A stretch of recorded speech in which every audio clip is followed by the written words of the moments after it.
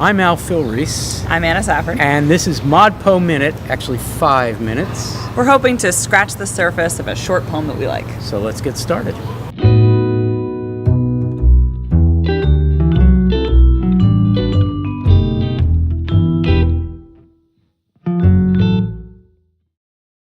So now we're here on the front porch of the Kelly Writers House, and I'm joined today by Fayyaz Vellani, dear friend.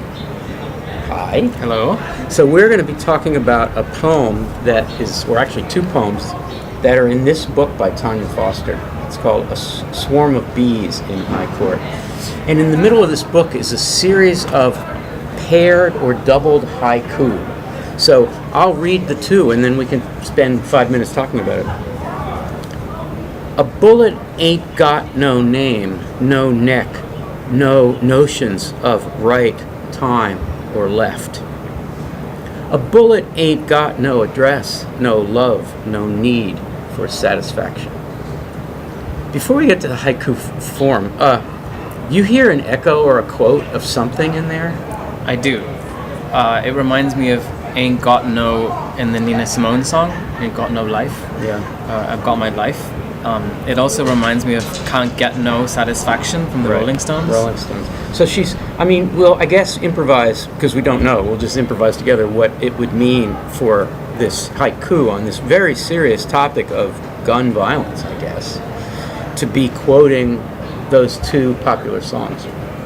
But let's just try to do a kind of paraphrase. If I were to say to you, oh, Fayyaz, a bullet has no address, what do I mean by that?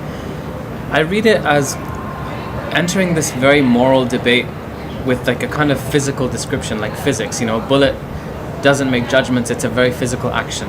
This piece of metal flies through the air, and so it has a direction, right. But it doesn't have address in the subjective human sense. Right, it has no moral compass, it has a physical direction, right? It kind of is propelled. So a bullet has no need for satisfaction. Can you explain that one? Again, it's kind of, I think, divorcing it from emotion. So it's a very rational, physical act that has obviously consequences, but I think it's trying to separate the moral from the physical or the act.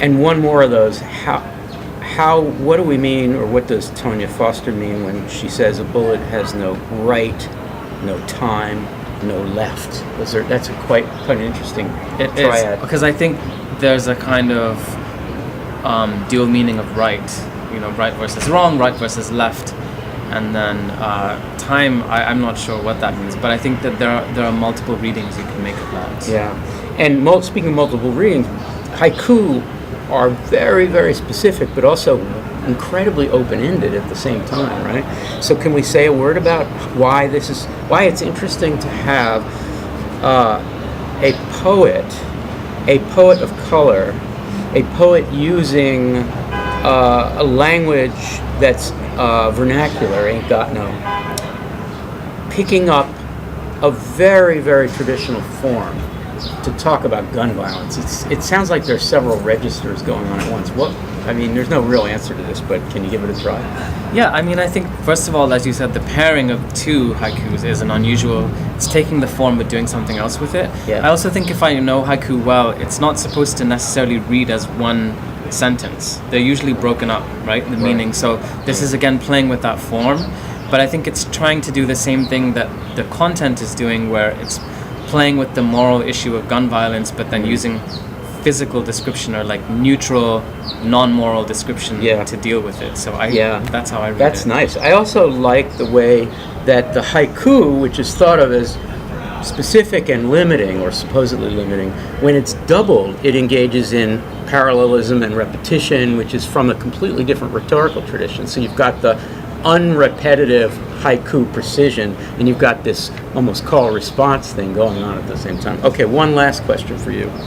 How do you feel having read this little pair of sonnets? Has your view of what gun violence, a bullet, has it altered slightly, even just slightly? And if so, what does this poem do for your attitude about guns and bullets?